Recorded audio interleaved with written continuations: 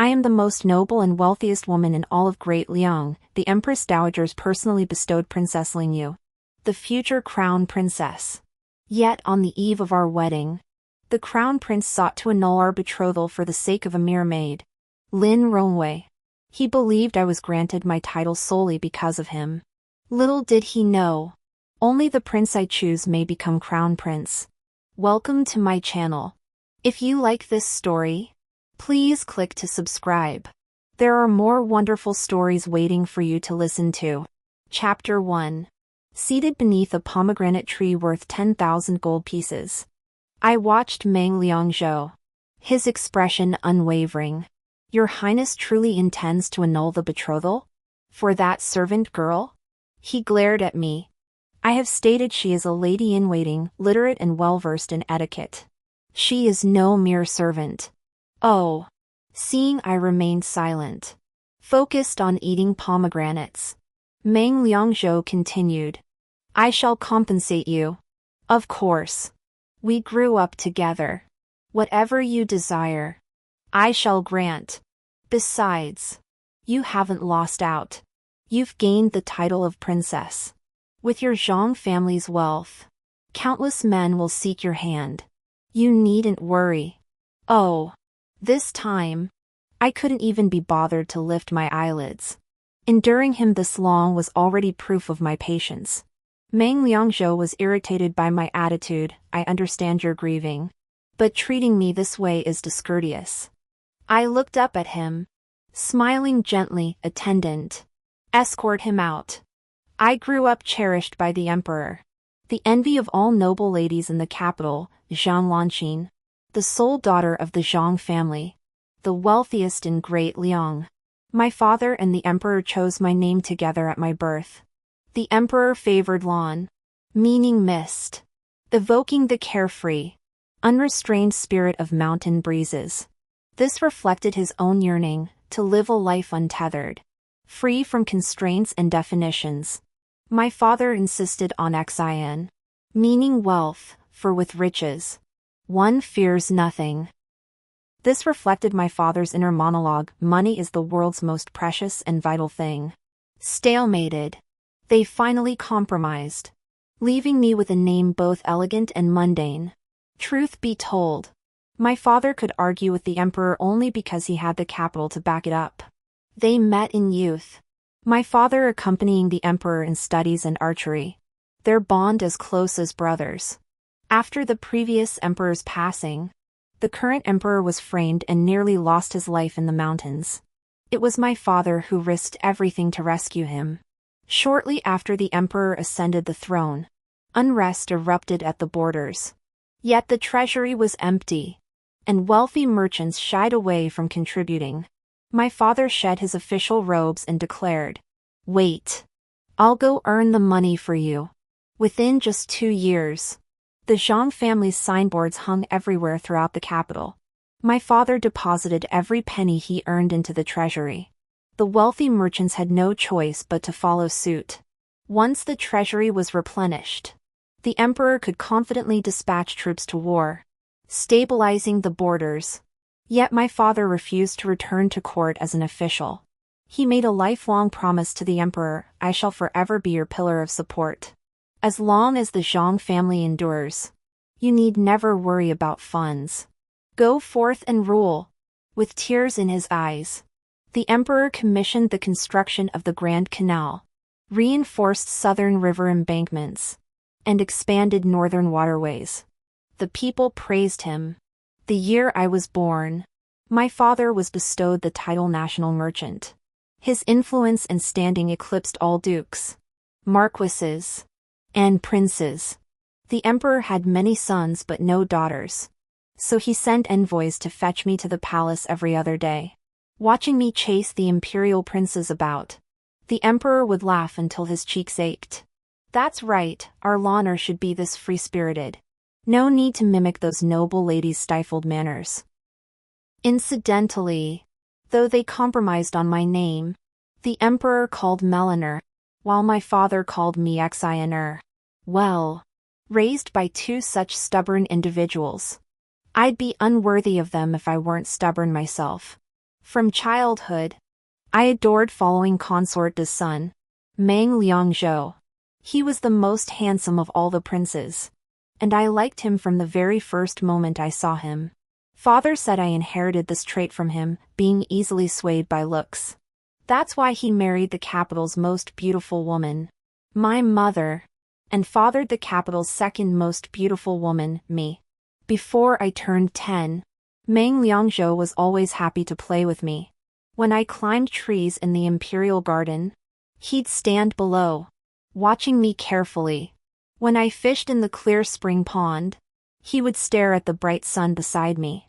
When spring rain fell, I would run down the long street drenched, and he would chase after me quickly, holding an umbrella. My father said that while I couldn't sit still for a moment, he wouldn't move an inch more than necessary.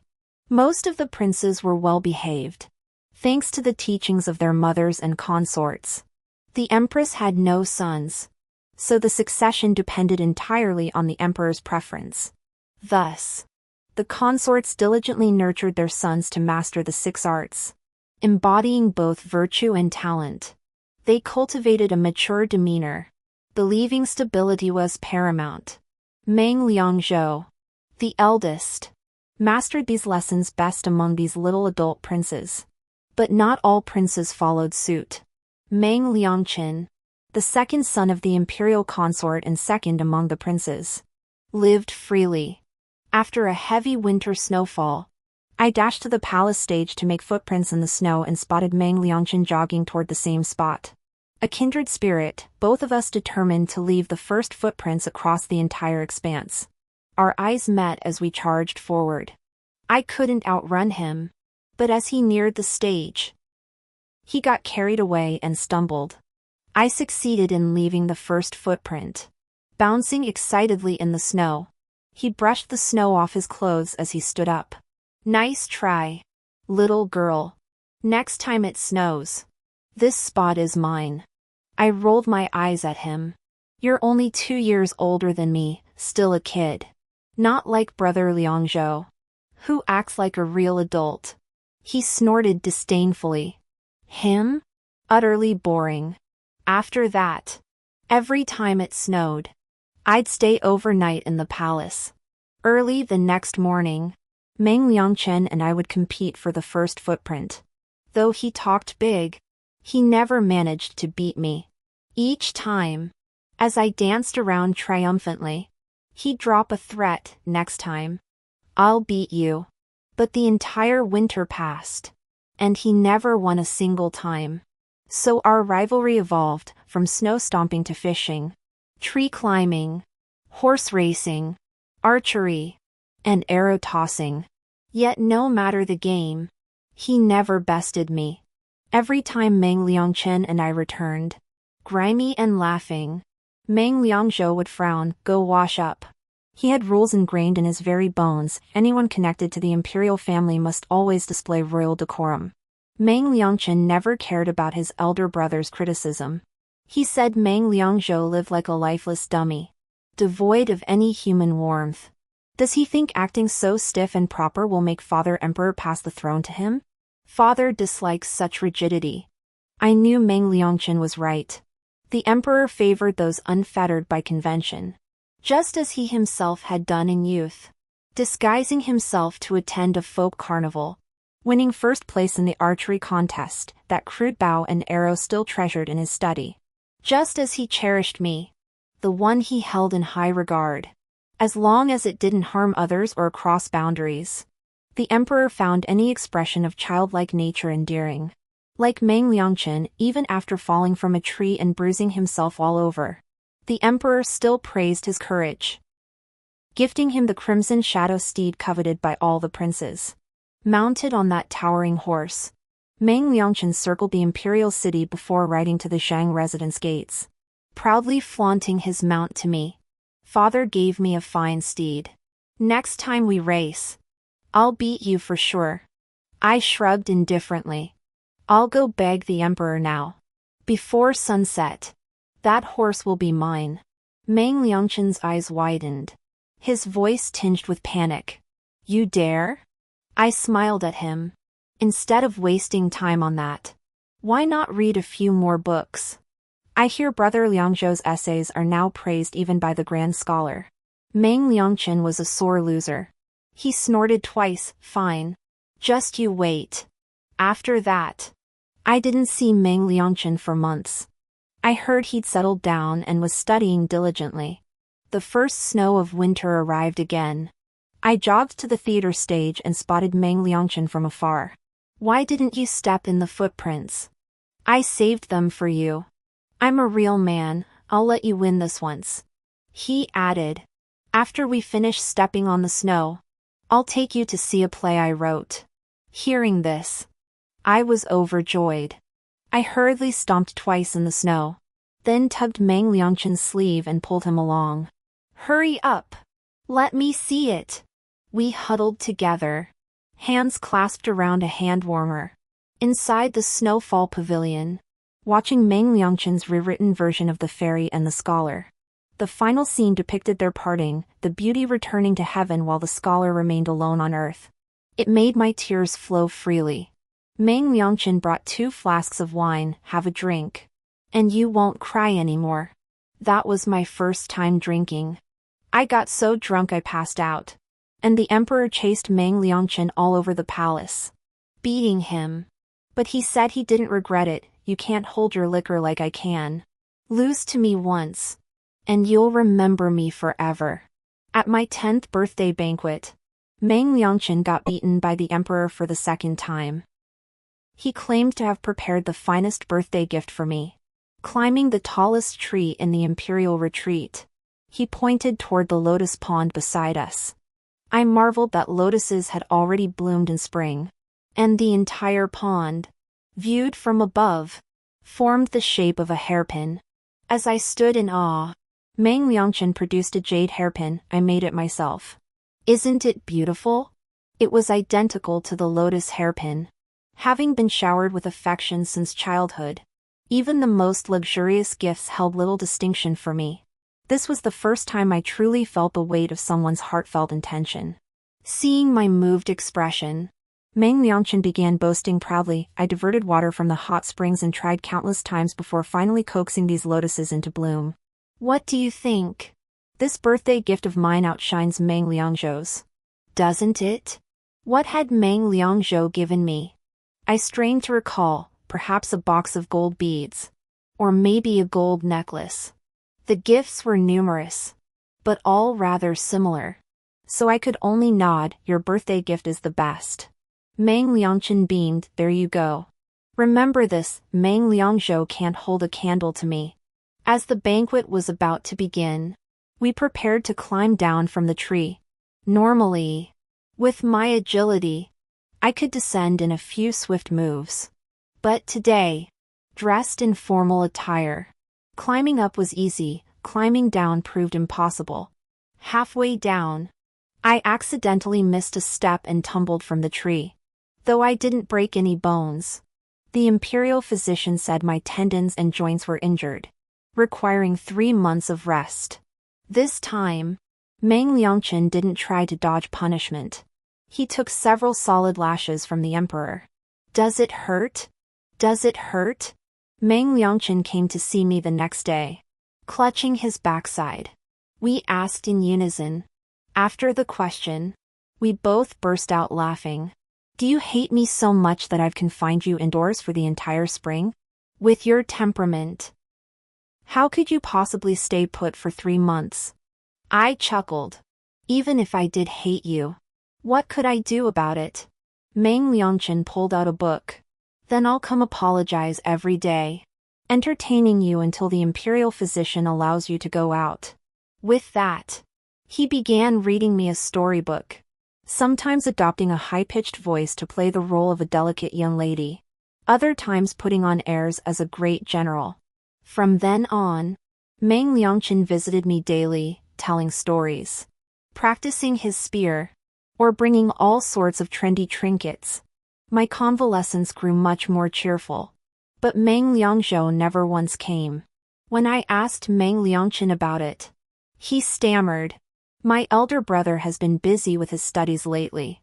Father the emperor keeps a close watch. He'll come see you when he has time. I knew he was lying. He never referred to Meng Liangzhou as eldest brother. When I pressed him further, he snapped. What's so great about him? I'm right here with you. Aren't I? True. What was so great about him? Probably just his looks. By the time I was allowed to go out, midsummer had arrived. The emperor took my father on an incognito tour of the south, leaving the court in the hands of Meng Liangzhou, who had just turned 15. I was overjoyed and went to congratulate him, knowing this was a test of his suitability as heir apparent. I skipped all the way to his study. Instead of asking how I was, he frowned the moment he saw me. Lan Xin is no longer a little girl. Your conduct should be more composed. Sure enough, he was still the same. Not a bit changed. Brother Liangzhou. Haven't seen you in 3 months, do you think I've grown taller? My words were cut off before I could finish. I turned to see a palace maid with delicate features standing beside the bookshelf. Your Highness. The complete treatise on governance you requested has been found. Shall I begin copying it now? Only first-class maids were permitted to serve in the study. Yet I had never seen this palace maid before. Who are you? She did not bow to greet me but stood and replied. This servant is Lin Rongwei. I was originally responsible for the flowers and plants in the imperial retreat. Having gained the first prince's favor, I now serve as a first-class maid by his side. The palace hierarchy was rigid. Maids serving close to their masters were mostly from respectable families. Those doing menial labor were often slaves from the households of disgraced officials. I found her composed demeanor amusing. I replied coldly. How dare you interrupt my conversation with the crown prince? Knowing my status, why did you not greet me with proper respect? It seems that even after your promotion from servant to first-class lady-in-waiting, you still haven't mastered the etiquette. I see no need for you to serve here any longer. Go learn the proper protocols from the matrons first. At these words, she immediately turned to Meng Liangzhou with a look of grievance. Your Highness, this servant did not mean to disrespect Miss Zhang. I was only concerned about the book you sought.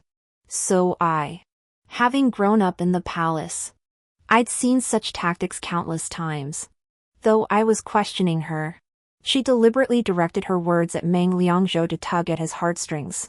Before Meng Liangzhou could speak, I beckoned several maidservants to carry her away.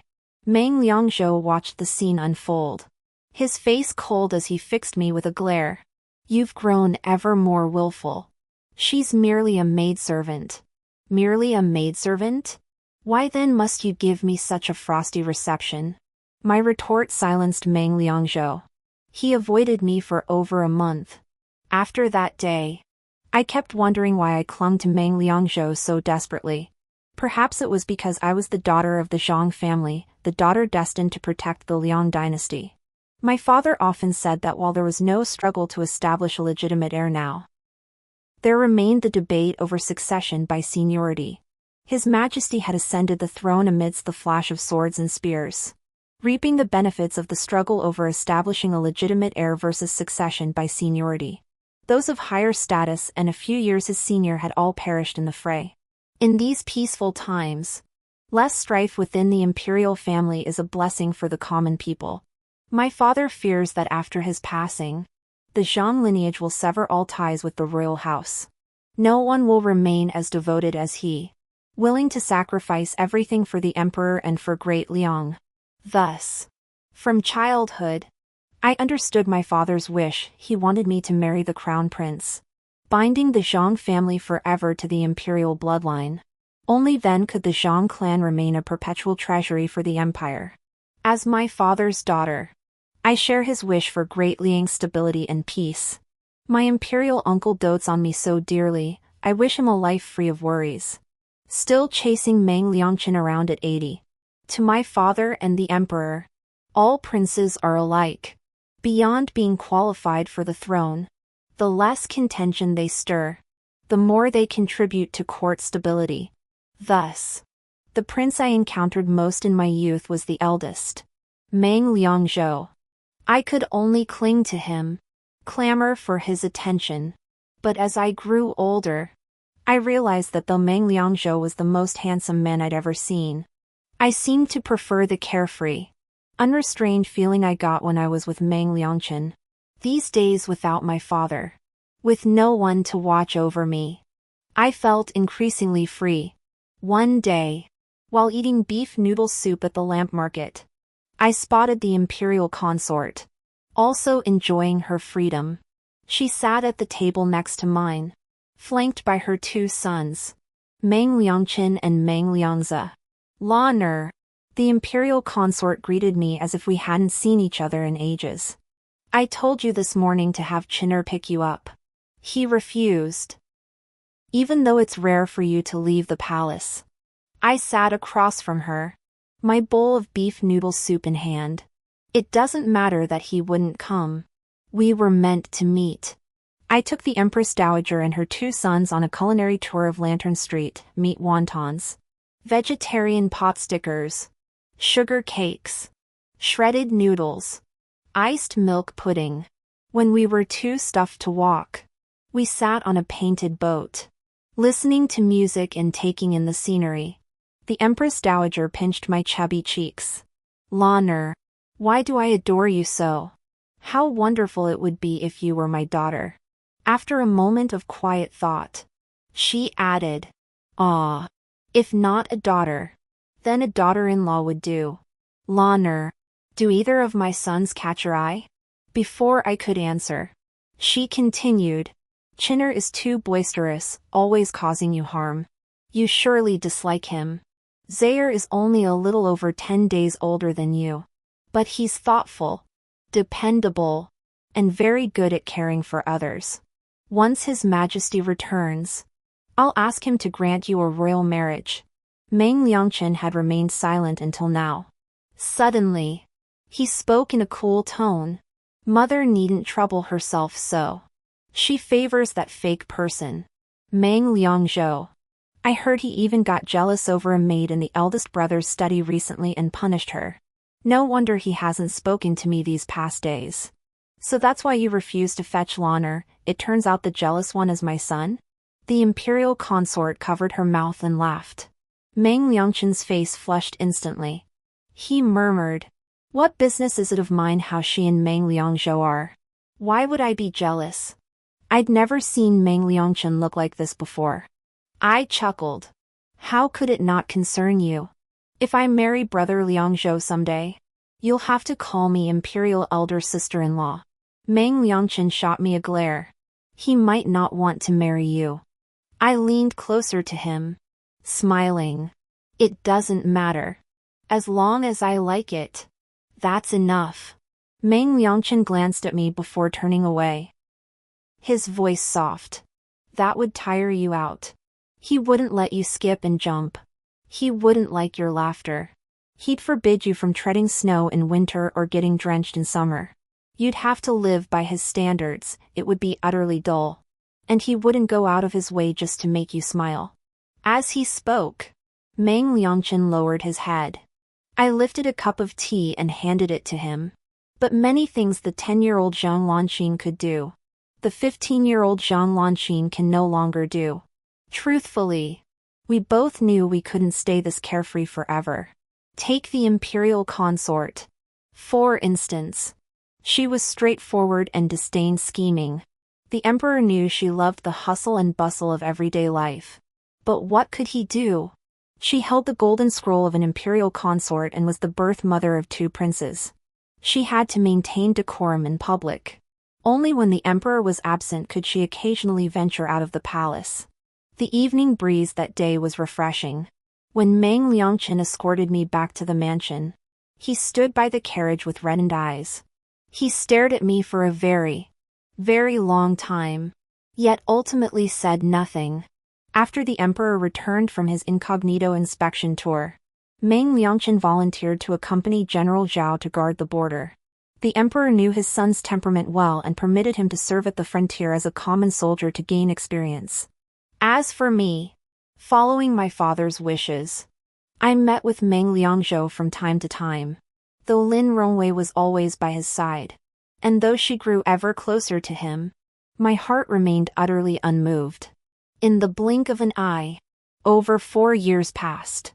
When winter arrived, the Empress Dowager complained of the season's tedium, so the emperor summoned me to reside in the palace, accompanying her in conversation each day. When the first snow fell, I went to the theater as I always did, ever since Meng Liangchen left. Treading the snow each year had lost some of its joy. With my head down, I walked all the way to the theater front.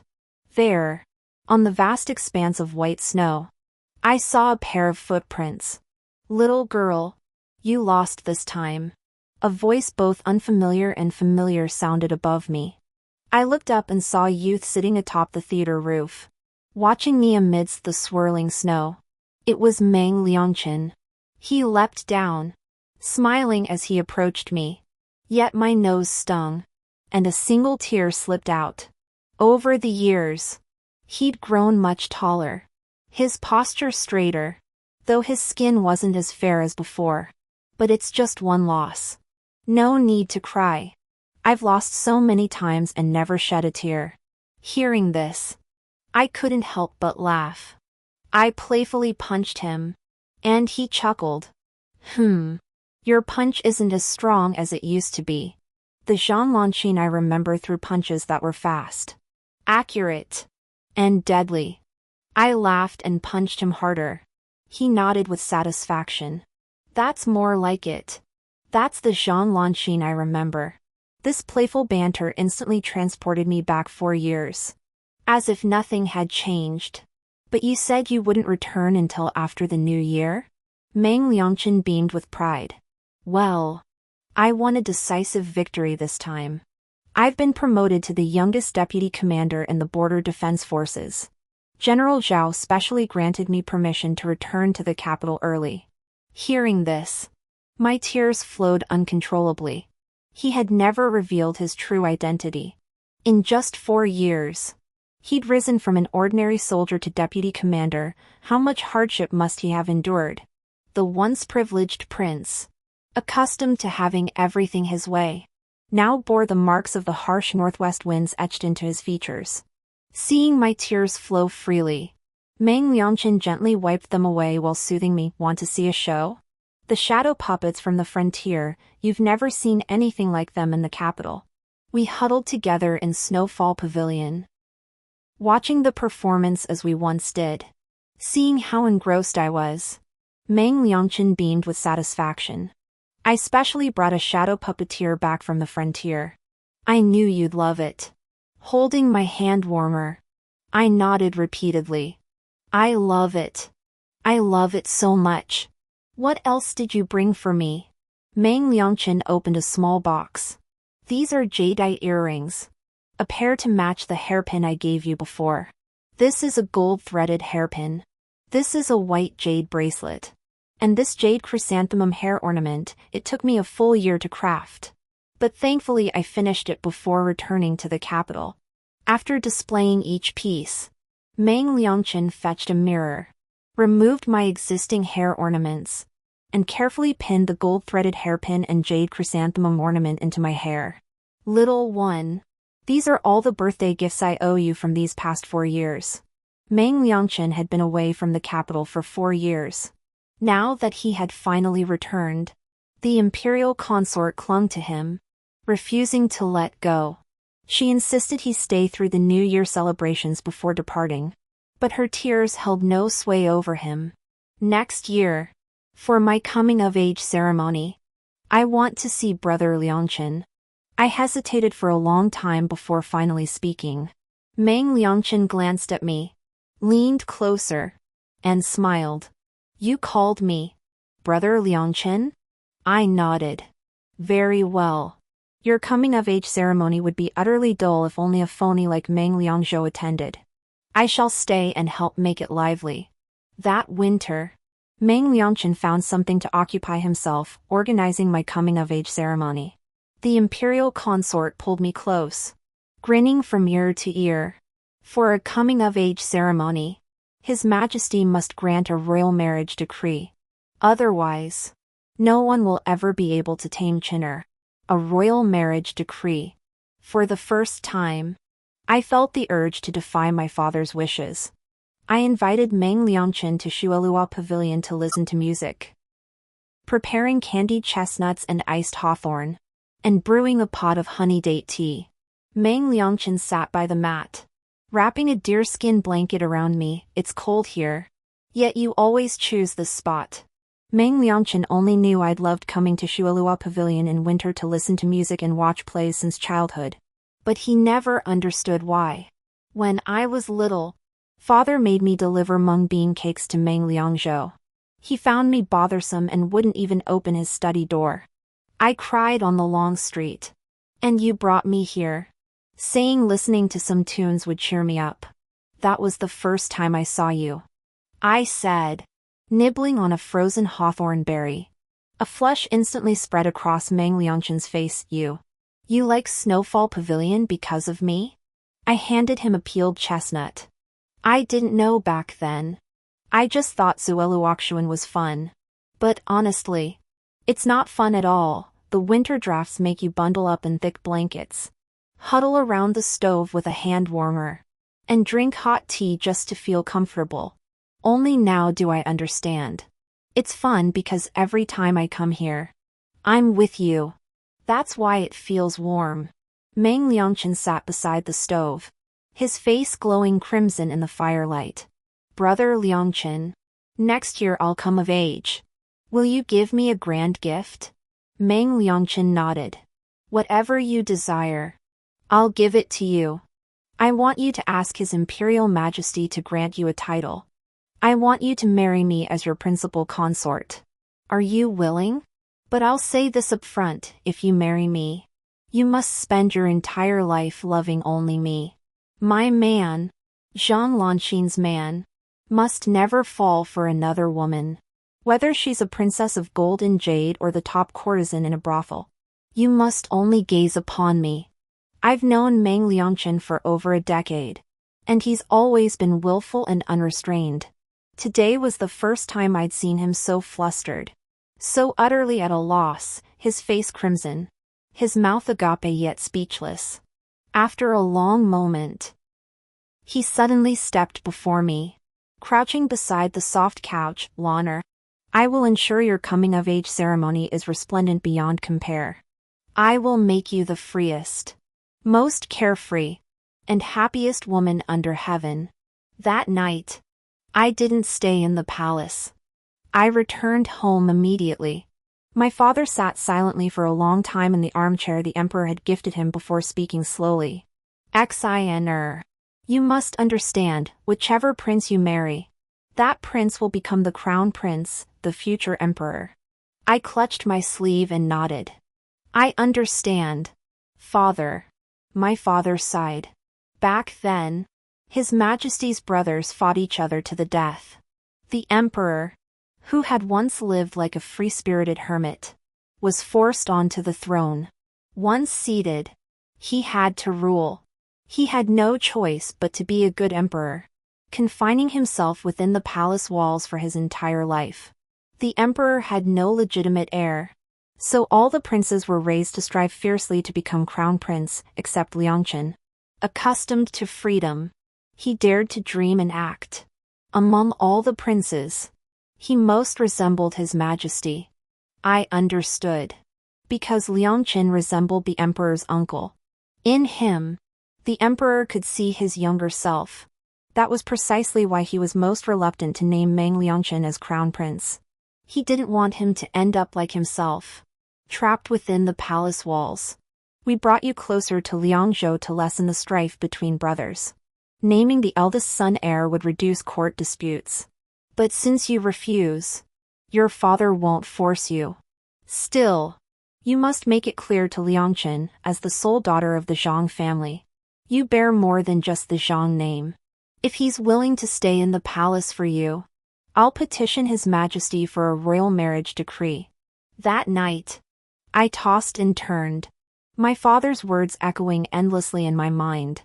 I didn't want to see Meng Liangchen gloomy and dejected.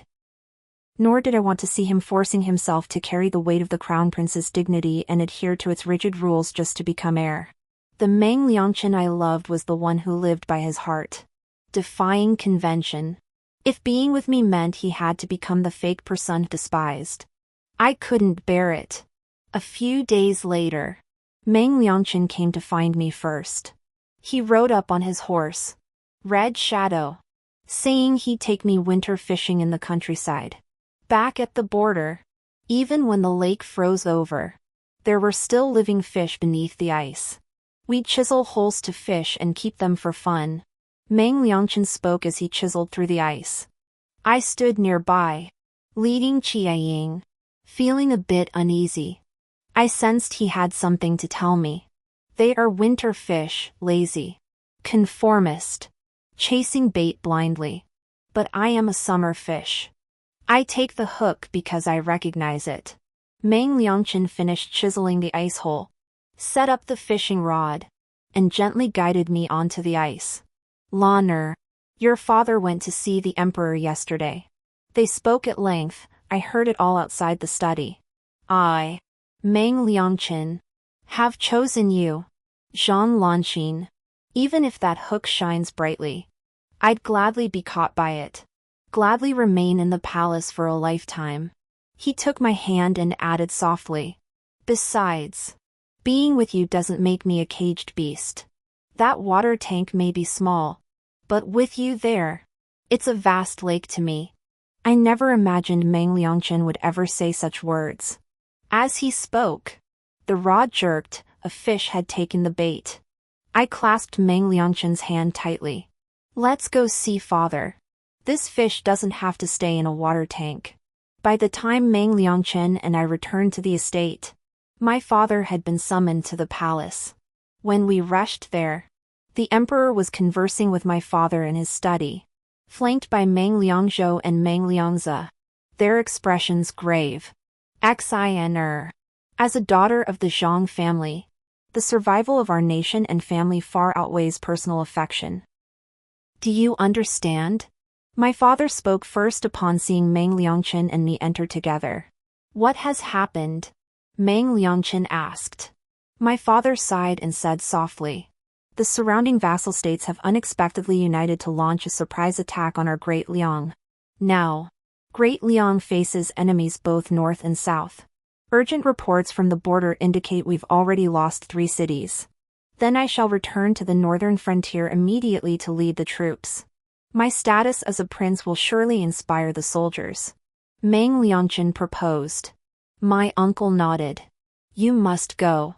Return to the northern frontier and join General Zhao in repelling the enemy. I shall personally lead troops south to resist the other vassal states. Uncle, you will go personally? Couldn't another prince be sent instead? I couldn't help but ask, having remained silent until now. My uncle shook his head. Liangchen is already the deputy commander at the northern pass. Revealing his true identity will greatly boost morale. But in the south, we've suffered consecutive defeats in 2 days, and the troops are demoralized. The other princes hold no authority in the army and would struggle to command respect. Only by going myself can I rally their spirits and win this battle. A glance at father's solemn expression told me this was the best course of action. When your majesty travels south, a prince must remain to oversee the realm.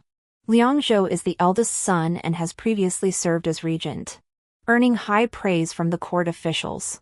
He must oversee the realm once more.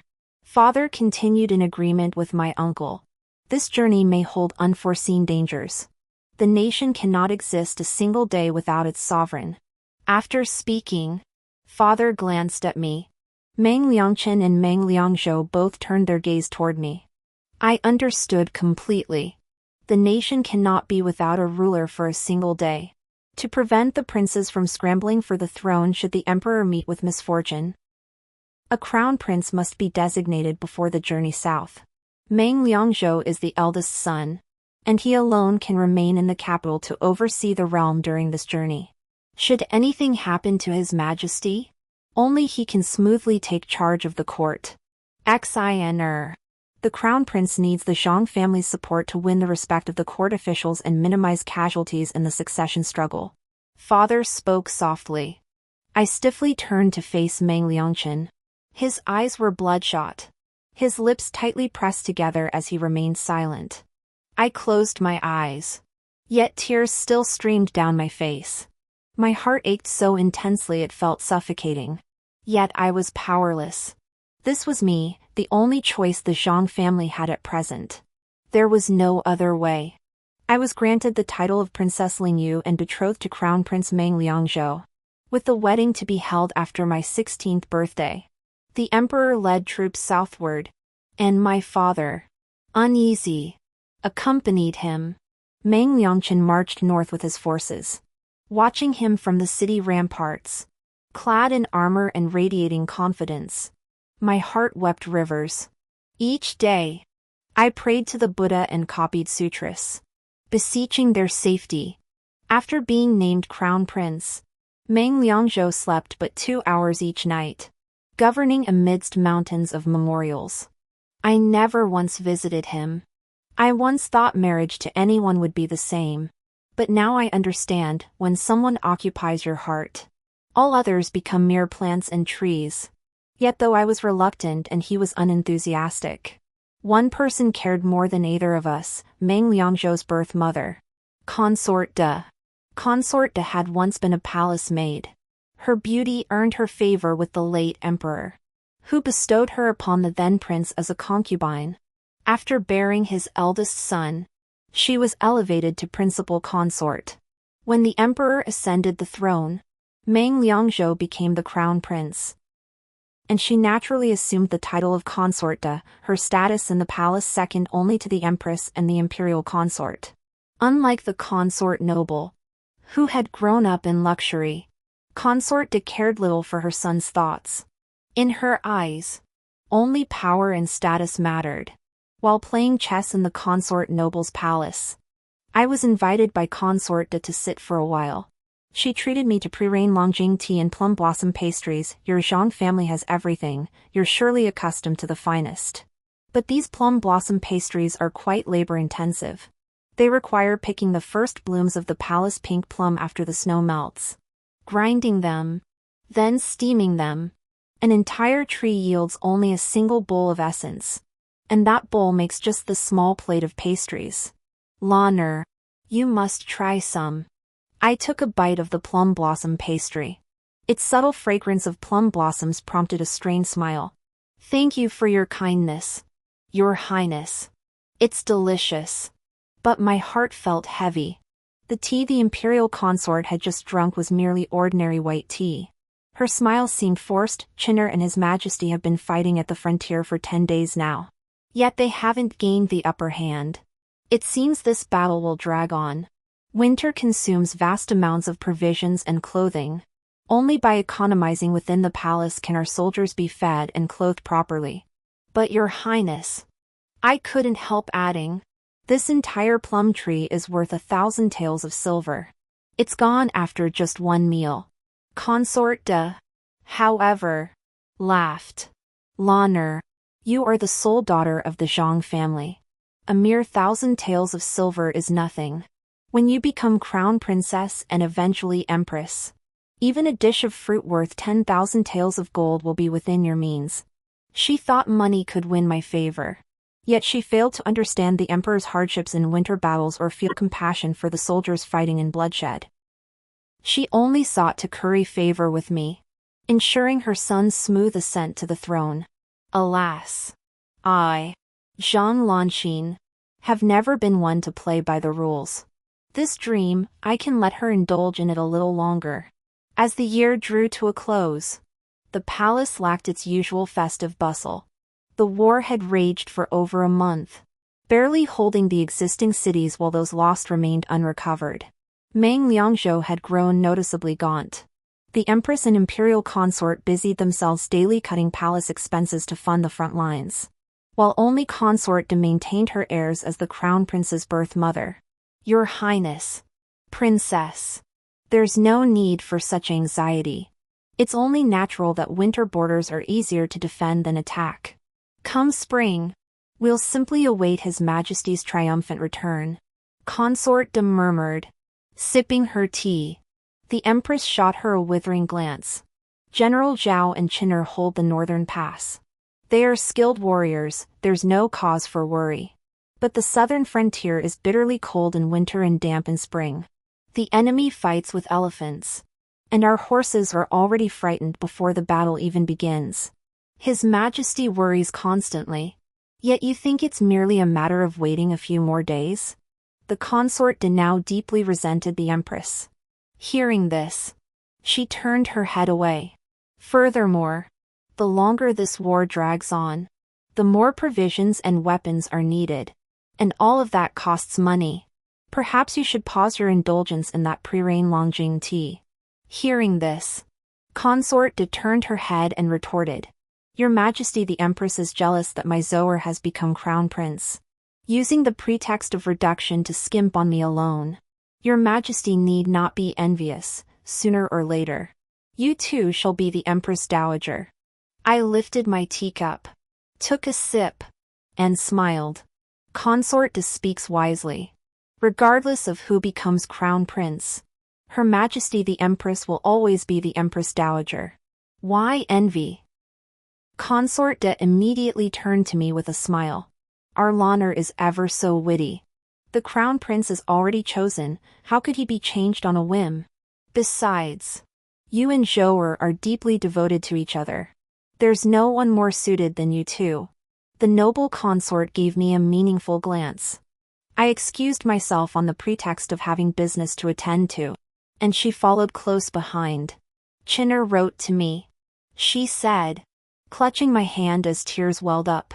He swore he would win the battle and return to the capital with military honors. Asking you to wait for him.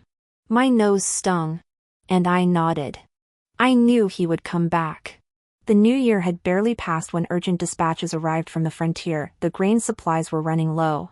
All stored grain from the capital and the palace was dispatched to the frontier. Yet I calculated that if the war wasn't concluded within 2 months, even this would prove insufficient. Households typically stockpiled grain for emergencies, intending to sell it after winter when spring arrived. But these reserves were limited, and grain collectors seldom thought to purchase from private homes. I purchased the stored grain from households in the capital and several major cities at twice the market price. Simultaneously, I promised that should any family face food shortages in the future, they could present their grain purchase receipts to the Zhang family and receive free winter provisions. This arrangement allowed the people to earn money while serving the court. Households eagerly sold their grain, and within a month, I had gathered enough stored grain to sustain the border regions for another 3 months. I also dispatched men to seek out blacksmiths from other regions, ordering them to increase weapon production in preparation for unforeseen needs.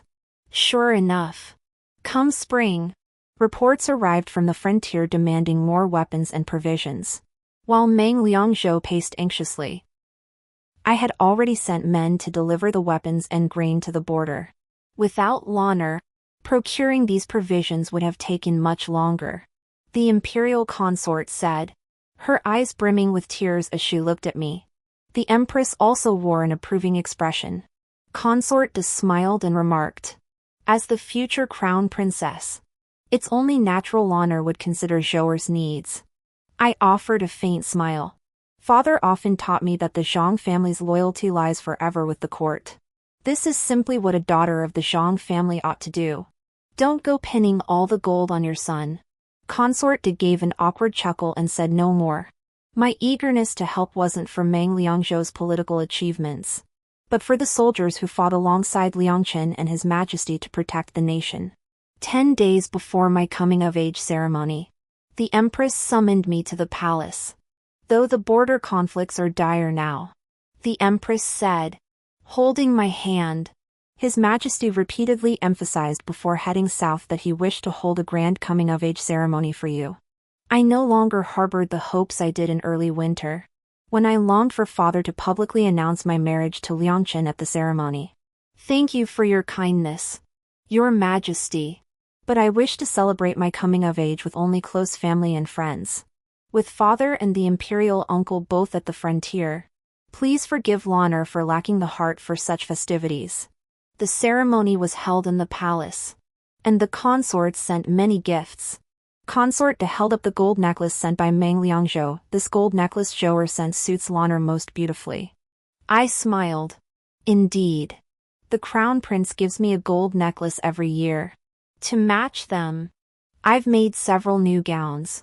The imperial consort covered her mouth and chuckled before handing me a box. This is something I had specially made for you, a full set of jade chrysanthemum hair ornaments. I opened the box. The material was identical to the jade chrysanthemum hairpin Meng Liangchen had given me for my 14th birthday. Fighting back tears, I thanked the imperial consort. At my 15th coming-of-age ceremony, the age for betrothal, he had gifted me every piece of jewelry he had ever made by hand. What reason did I have to wait for his return? As the nominal crown princess, I still visited the Eastern Palace after the ceremony. Just as I reached the study door, I heard Lin Rongwei's sweet, high-pitched voice. Your Highness, the princess has made quite a name for herself. Now everyone praises her foresight and preparedness. Yet they fail to see the months of toil you have endured. Meng Liangzhou replied calmly.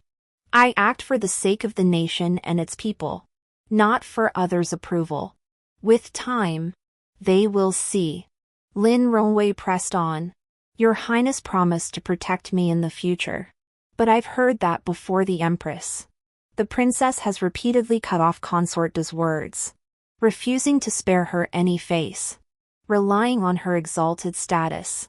She dares to humiliate even her mother-in-law, how much more so a lowly maid like me?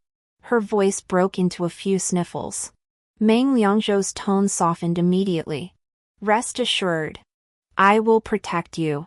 Ever since I saw you dancing among the flowers at the imperial retreat, I knew you didn't belong there. Later, learning you were once a pampered young lady too, I felt even more compassion for you. With me here, she won't dare bully you. He sighed. You don't know, she was spoiled from childhood and is terribly willful. Ever since childhood, she's clung to me. Once, she insisted on giving me mung bean cakes.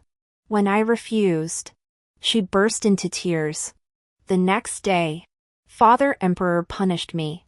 Since then, I've had to follow her everywhere, pretending to cherish her. But inside, I've grown utterly weary of her wild ways. She knows nothing of poetry or proper lady's conduct. Spending her days climbing trees and wading in rivers, not a trace of a refined young lady about her. Unlike you, gentle, charming, and well-mannered. I pushed open the door to find the two of them embracing on the bed. Ha! The heir apparent of the Eastern Palace. Cuddling with a mere maid, and you call that proper conduct? My words left Meng Liangzhou red-faced. He stiffened his expression and said, a noble lady should know better than to eavesdrop, it's indecent. If I hadn't eavesdropped, how would I know you despise me so? How would I know you've secretly pledged your life to a servant girl? I just wonder if His Royal Highness the Crown Prince will have any peace left once Consort De learns of this? If Consort De found out, the entire palace would be thrown into chaos. Now, seeing you fills me with disgust. Like looking at maggots. Only out of consideration for His Majesty the Emperor do I tolerate you for now. If you were wise, you'd know what to do. Even now, I never intended to make enemies of either of them. No law compelled Meng Liangzhou to cherish me, Zhang Lanxin, above all else. Yet despite my goodwill, Meng Liangzhou showed no appreciation, seemingly determined to oppose me at every turn. While Meng Liangza and I scrambled daily to seek renowned physicians and medicinal herbs for the border garrisons, Meng Liangzhou busied himself elevating Lin Rongwei's status. He appointed her as the East Palace stewardess. Even I now required her permission to enter the East Palace. He trampled the dignity of my Zhang family underfoot. But I was in no hurry. My goal was precisely for him to elevate Lin Rongwei even higher. The loftier the pedestal, the harder the fall. I deliberately visited the Eastern Palace, and as expected, was barred at the gate. I then discreetly had word passed to Consort De. Consort De did not disappoint. She stormed into the Eastern Palace with her entourage, dragged Lin Rongwei to the slave quarters, and subjected her to a brutal beating.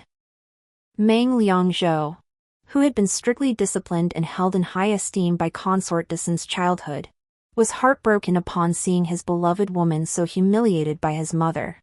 He immediately took Lin Rongwei into his chambers, making her his concubine. But this was far from enough. Lin Rongwei was just like Consort De had been in her day. She wanted to repeat Consort De's path, bearing the crown prince's first son before his ascension to the throne, thereby securing her own exalted status.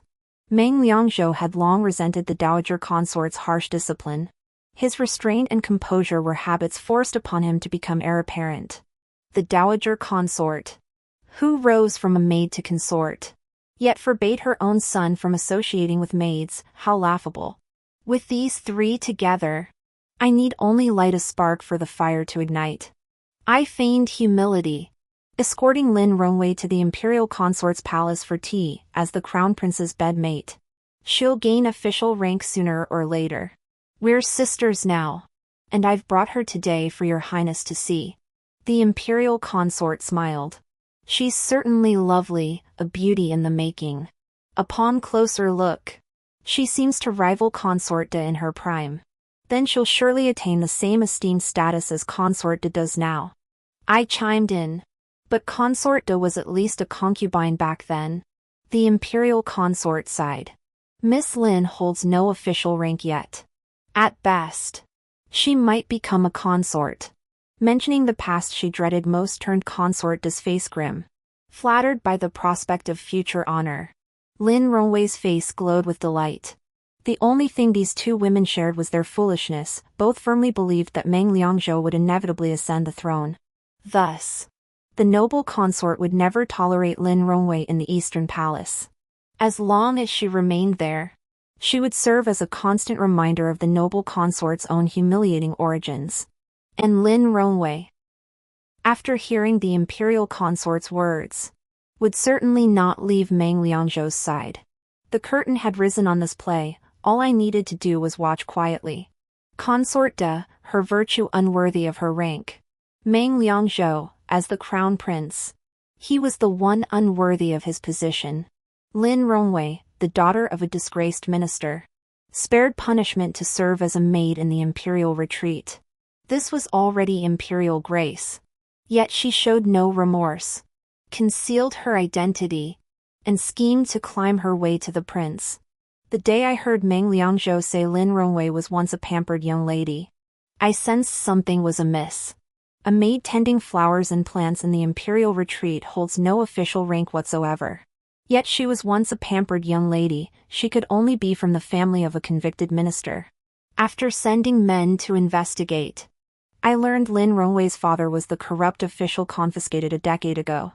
Year after year, he embezzled local disaster relief funds, accepted bribes, and allowed local bullies to run rampant.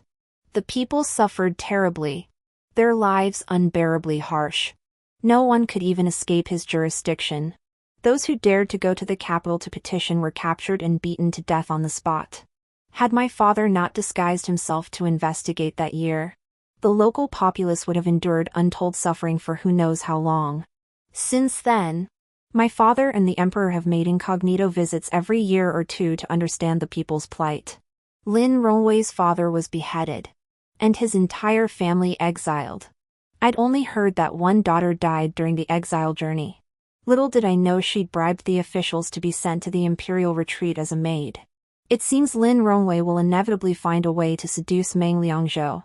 Her ambitions extend beyond mere wealth and status. Her repeated instigations against Meng Liangzhou are driven by a desire to strike at our Zhang family, seeking vengeance for my father's investigation into his father's crimes. Therefore, no matter what, I will not allow Meng Liangzhou to ascend the throne.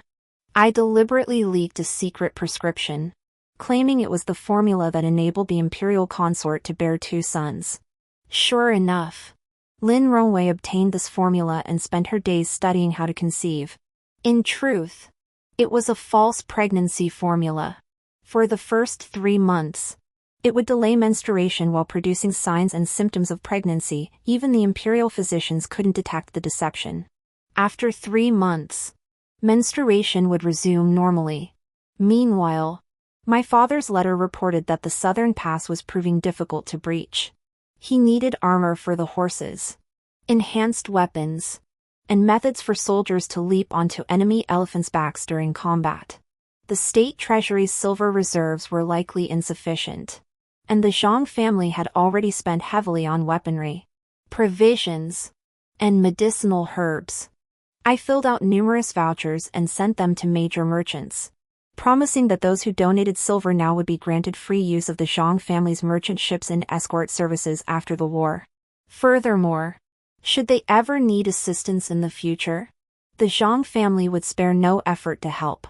That day, as I was tallying the donations from various shops, a palace messenger arrived with news: Lin Rongwei was pregnant. The empress sat with a cold expression in the main hall of the Eastern Palace. Beside her, the consort De suppressed her anger, while the consort Gui sat to the left at a lower position. Seeing me enter, she immediately took my hand and began wiping away tears. Lana, don't be angry. Whatever happens, Her Majesty the Empress will see justice done for you. Besides, Consort De is here too. I trust she won't let that vixen treat you so shamefully. Lin Rongwei held no official status. Yet she had conceived before the crown princess took residence in the Eastern Palace. If word spread, it would tarnish the reputation of both the imperial family and the Zhang household, causing irreparable embarrassment and violating proper etiquette. Send that wretch to the slave house. She is not to be released without my express permission, commanded the Empress. Lin Rongwei wailed in protest, refusing to comply. Just as the commotion reached its peak, Meng Liangzhou burst in, shielding her. Your Majesty, Rongwei carries my first child. A place like the slave house, if she goes there, she may well lose the baby. Before the Empress could respond, Consort De roared. That's precisely the point. Let her lose the child. How will you account for this to the Zhang family? How will you account for this to your father, the Emperor? I lowered my head, inwardly pleased. Consort De always said exactly what I wanted to hear. Meng Liangzhou glanced at me. As the crown prince, must I seek approval from the Zhang family? What? Once I marry Zhang Lanqin, will I be forbidden from taking concubines? I looked up at him and smiled. Of course you may take concubines, but even the crown prince must abide by propriety. How can you take a concubine before your principal wife enters the household? If she isn't a concubine, this child born to Miss Lin won't even have a proper status. If that's the case, why bring it into the world at all? Lin Rongwei, hearing this, blurted out. Wasn't Consort De also a female attendant back then? Why can she give birth? But I cannot. I glanced sideways at the imperial consort. Both of us were struggling to stifle our laughter. Lin Rongwei truly had a knack for saying exactly what we hoped she wouldn't. Upon hearing this, Consort De rushed forward and slapped Lin Rongwei across the face. You lowly wretch! How dare you compare yourself to me? I was the proper consort given to His Majesty by the late Emperor. I bore a prince and was elevated to consort. Every step was in accordance with propriety. You disrespected the princess and seduced the crown prince. Now you dare to drag me through the mud? The Empress is merciful. Sending you to the slave quarters to spare your life is already a blessing for you. Meng Liangzhou watched Lin Rongwei facing off against 4 adversaries. His affection for her deepening. He swept her into his arms horizontally. The Eastern Palace is not suitable for guests today. Please take your leave. Even if His Majesty returns, I refuse to believe he would be so heartless as to abandon his own grandson. With that, he carried Lin Rongwei away. The Empress and Consort De trembled with fury. The imperial consort and I exchanged a glance. It was done. The Eastern Palace closed its doors to visitors. Lin Rongwei was pampered by Meng Liangzhou. Today she craved lychees. Tomorrow tender river shrimp. The day after iced plum soup. Consort stomped in fury daily, yet couldn't enter the palace. The empress suffered headaches from rage, while only consort Noble and I were satisfied. As long as none of us approached her. 3 months later she'd have no grounds to blame us. 3 months later. As autumn began, Lin Rongwei's blood flowed. Gasping for breath, she sobbed, "Your Highness, I know my place. I endured daily humiliation from the Empress and consort de. Now that I've lost the child, it is my fault." The crown prince felt both guilt and pity for her. He promised to grant her a title in the future as compensation. What he intended to offer was likely only that of a favored concubine. But what I wanted him to give her was the position of principal consort. Meng Liangzi, the second son of the noble consort, was responsible for crafting battle armor and weapons for the horses.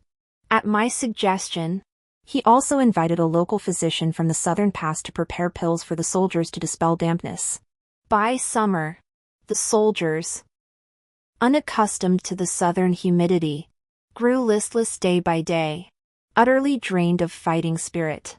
When the first winter snow fell, Meng Liangzi personally led a convoy to the southern pass, carrying the prepared pills, battle armor, weapons, provisions, and winter bedding and clothing.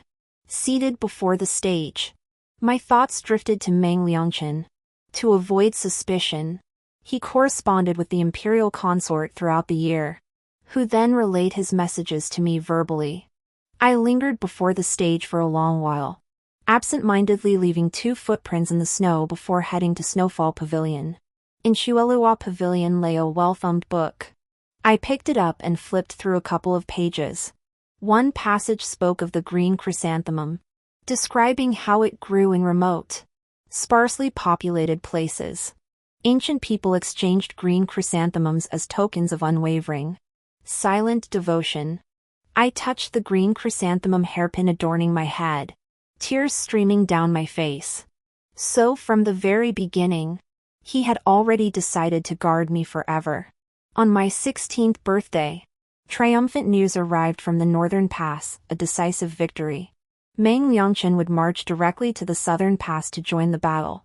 Along with the victory report came my birthday gift, a shadow puppet crafted in my likeness. I recalled the year he returned to the capital full of vigor, taking me to Shuelua Pavilion to watch shadow plays. He made up for 4 years of missed birthday gifts, and I understood his heart. Following the Northern Gate's triumph, by the start of summer, Meng Liangchen led his troops to recapture the lost southern fortresses. Equipped with new armor and moisture-reducing pills, the soldiers' morale soared, forcing the enemy into retreat. By the summer solstice, the Southern Gate had not only reclaimed its territory but also forged new treaties with vassal states. Before the autumn equinox, my uncle, Emperor Meng Liangchen, and my father would return.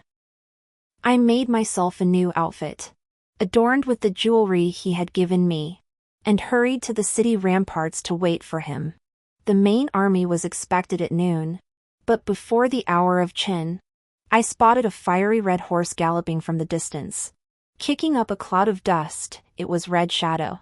Upon its back sat Meng Liangchen, the man I'd longed for day and night. I rushed down the tower, but Meng Liangchen had already entered the city gates. A new scar graced his brow. Dust still clung to his face, and his hands bore countless fine cuts. My heart ached at the sight, and tears spilled from my eyes. Meng Liangchen reached to wipe my tears, but with court officials all around, I saw him lower his head and force himself to hold back. "Is everything well with you, princess?" he asked, his voice trembling. I nodded, struggling to control my tears. "Everything is fine. Second prince, you've journeyed so far. Please return to the palace quickly. The imperial consort is anxiously awaiting you. I will remain here to welcome his majesty and father." Another hour passed before the army finally arrived. Both my imperial uncle and father bore the weight of the world upon their faces. I threw myself into father's arms and wept uncontrollably. Safe and sound, that was all that mattered. After crying my fill, I clung to imperial uncle and sobbed again. He ruffled my hair. Who dared bully our honor? Your imperial uncle is back now. I'll see justice done. Who had bullied me? That went without saying. The usually gentle empress had torn Meng Liangzhou to shreds. Consort De knelt beside her. Weeping, that vile woman must be driven out. I beg your majesty to show mercy. Considering the crown prince's year of hardship. Meng Liangzhou knelt upright in the center of the hall. Neither humble nor arrogant, your majesty. What is wrong with this son-loving Rongwei? She is my woman. Carrying my child. I protect her, what wrong is there in that? A true man who cannot protect his wife and child, what face would he have to live on? Hearing this, Consort De nearly fainted. Wife and child. My father, seated nearby, nearly laughed aloud. The crown prince regards a concubine as his wife? Where does that leave my ex-iner? The emperor's face turned ashen. Expel that woman from the palace. If you can mend your ways, I may spare you this once. I glanced at my father, who continued, as long as that woman is gone, Cinny's marriage to the crown prince shall proceed as planned. But my Cinny will never share a husband with a servant girl. Consort De wept, clutching Meng Liangzhou. My son, you must agree to your father's terms. Meng Liangzhou reluctantly agreed, and the wedding date was set for the 6th day of the 10th month. I sat beneath the pomegranate tree eating honeydew melon with my father. This marriage must be annulled. He analyzed. But it cannot be initiated by our Zhang family. Only if the crown prince himself requests the annulment. Suffering the loss of reputation. Will the ministers raise no objections? Only then can a new crown prince be smoothly installed. I nodded. That is precisely what I thought. Father. The path has already been paved for him. Father glanced at me and chuckled. You're the clever one. I picked up the sand hammer beside us and began massaging his back.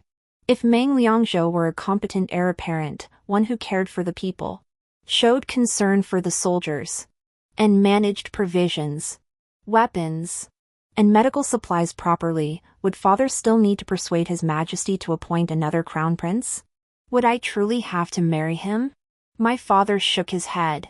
Even if he managed state affairs well, he wouldn't inherit the throne. He cares so little for you, I won't let you marry him and suffer humiliation. There are plenty of princes. Whomever you fancy, we'll promote him to crown prince. Meng Liangzhou's only advantage is being the eldest son. Plus you used to like following him. But now he doesn't regard you at all.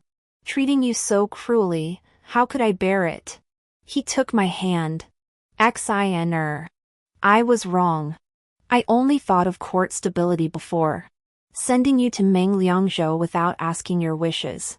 Meng Liangzhou himself proved unworthy, inferior to Meng Liangzi in governance and to Meng Liangchen in military affairs. Even if he were deposed, the ministers would have no grounds to object. Now, you choose. Whomever you favor shall be the future sovereign. After Lin Rongwei was expelled from the palace, Meng Liangzhou secretly arranged a residence for her. 2 days before the wedding, I had her taken away and left a message for Meng Liangzhou. Since you are to marry Zhang Lanqin, you must never seek to see Lin Rongwei again. You can only choose one of us. Meng Liangzhou went to the Zhang residence to find her and overheard my father conversing with General Zhao. The borderlands have only just stabilized. The crown prince cannot be moved, the court officials and common folk are watching. Ultimately, the Zhang family are merely merchants. My ex-iner must endure this hardship. Even if the crown prince refuses to marry her. What can I do? The emperor still reigns. When the treasury requires silver, I must still present it in full. Meng Liangzhou didn't enter. Instead, he turned and left. The day before the wedding, he came to me to call off the engagement. I knew he had heard my father's words and believed them. I sat beneath a pomegranate tree worth 10,000 gold pieces, watching Meng Liangzhou's resolute expression. Your Highness truly wishes to break the engagement? For that servant girl? He glared at me. I have stated she is a lady-in-waiting, literate and well-mannered. Not a mere servant. Oh. Seeing I remained silent, focused on eating pomegranates, Meng Liangzhou continued. I shall compensate you. Of course. We grew up together. Whatever you desire, I shall grant. Besides, you won't lose out, you'll gain the title of princess. With your Zhang family's wealth, countless men will seek your hand. You'll never want for suitors. Oh. This time, I couldn't even be bothered to lift my eyelids. Enduring him this long was already proof of my patience. Meng Liangzhou was provoked by my attitude. I understand your grief. But your disrespectful behavior toward me is unacceptable. Very well. Hand over Wei, and I shall forget the past. I looked up at him. My smile gentle. Attendants, escort him out. News of the crown prince personally annulling the betrothal spread swiftly. The emperor was furious. You wretched creature. You're no match for your younger brother in leading troops or governing the realm. Yet you were born years earlier, years you've squandered growing up empty. You know neither propriety nor right from wrong. For some lowly woman, you dare annul your betrothal to Lana. The emperor flung his prayer beads in rage. Meng Liangzhou, however, remained unconcerned. Your Majesty, I have no affection for the princess. Why should I waste her time? Then whom does your Highness favor? The imperial consort inquired. Lin Rongwei. Meng Liangzhou answered clearly. Ah. Speaking of which, yesterday I mentioned I had matters to report to your Majesty and the Empress, but was delayed. Since His Highness the Crown Prince is here, I shall speak now. The imperial consort beckoned, and two maids escorted Lin Rongwei inside. Just as Meng Liangzhou moved to approach, he was stopped. Though this woman was expelled from the palace, she did commit an offense within its walls. As the consort overseeing the 6 palaces, I have the authority to have her apprehended.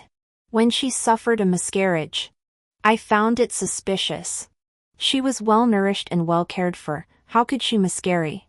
I ordered the imperial physician to investigate. Now the physician has reported back, this woman was never pregnant at all. She delayed her menstrual cycle to deceive the crown prince. If your Majesty doubts this, you may question the physician yourself. The imperial consort handed the physician's testimony to the emperor and empress. The empress exclaimed angrily. To seize power, she dared to manipulate the crown prince at her whim. The imperial consort continued. Yet her ambitions likely extend beyond mere power. As a mere maid, securing the crown prince's favor would have been a tremendous blessing, enough to become his concubine. Why would she deceive him into dissolving his engagement to Lana? This servant finds it utterly perplexing. A maid tending flowers in the imperial retreat, how could she possibly understand poetry and literature? How could she converse so eloquently with the crown prince? I ordered an investigation, and what we discovered was truly terrifying. The imperial consort clutched her chest, feigning composure. This woman is none other than the daughter of Lin Jiang, the corrupt official executed 10 years ago. Somehow she infiltrated the palace, then schemed her way into the crown prince's inner circle, manipulating him into antagonizing the Zhang family. It seems she planned from the start to exploit the crown prince to drive a wedge between the Zhangs and His Majesty. Seeking vengeance for her father. The crown prince is wise, yet he failed to see her true nature. Lin Rongwei stood frozen in place, speechless, not expecting her background to have been uncovered so thoroughly. Meng Liangzhou opened his mouth but remained silent upon hearing this. The emperor, enraged, ordered Lin Rongwei beaten to death with clubs. Meng Liangzhou was stripped of his position as crown prince. and our betrothal was annulled. As compensation, I was granted the title of Princess Lingyu. Upon hearing this, consort fainted on the spot. Lan'er, what say you to His Majesty bestowing a marriage between you and Liangchen? Are you willing? At my 17th birthday banquet, the emperor granted me a betrothal to Mang Liangchen. Mang Liangchen led me to climb the tallest tree in the imperial retreat. Little one, are you pleased with the birthday gift father bestowed? I nodded, utterly satisfied. Then what about the gift I gave you? Are you satisfied with that? I feigned anger. Where's the gift? I haven't seen it yet. How can I be satisfied? Mang Liangchen whistled, and a snow-white horse came trotting over. This horse is named Su Shui. I brought her back from the northern pass. General Zhao pestered me for ages but couldn't get her. I scrambled down the tree in a flash and approached Su Shui. Just as I hesitated over how to tame it, the horse sniffed at my feet and obediently nuzzled against me. He recognizes your scent, Mang Liangchen explained. During the battles at North Gate, I often held the blanket you used to wrap yourself in at Snowfall Pavilion and let him smell it several times. He memorized your scent, Mang Liangchen explained. Hearing this, my nose stung with emotion. I also wear the chrysanthemum-patterned headband you made for me every day. Mang Liangchen gently pulled me into his arms, holding me close. From now on, we won't have to miss someone by looking at their belongings. After learning that Mang Liangchen had given me Su Shui, my uncle the emperor began to ponder, why don't we take the two children on an incognito journey? It'll be more enjoyable for Lan'er to ride the horse along the way. Naturally, my father agreed. So, just before the start of summer, my uncle, my father, Mang Liangchen, and I, along with the imperial consort, who had begged for permission to join us, set out on an incognito journey with a contingent of secret guards. As we departed, Mang Liangza sighed heavily. You lot go off sightseeing while I'm left alone to review this mountain of memorials. I patted his shoulder. Great responsibilities come with great honor. Being crown prince isn't for the faint of heart.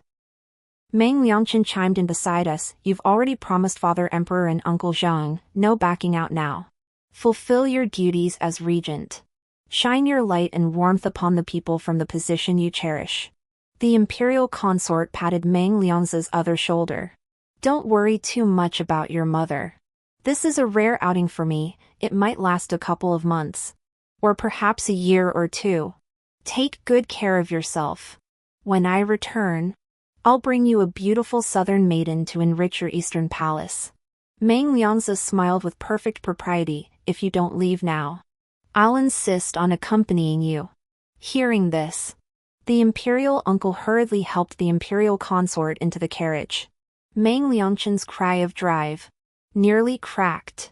Riding Su Shui, I waved cheerfully at Mang Liangza. When imperial sister-in-law returns, I'll bring you plenty of fun things. Indeed, my uncle and father ultimately honored my and Mang Liangchen's wishes, granting us freedom. Mang Liangza, exceptionally skilled in governing affairs, was named crown prince. My father was pleased, after all. He was Mang Liangchen's full brother. From that day forward, the Zhang family became true imperial kin. The Zhang family's wealth would never again be a concern for the royal household. Against the backdrop of the evening sky ablaze with sunset hues, Mang Liangchen and I raced our horses. Today, I will defeat you. One white, one red, the two steeds charged toward the sinking sun. The end.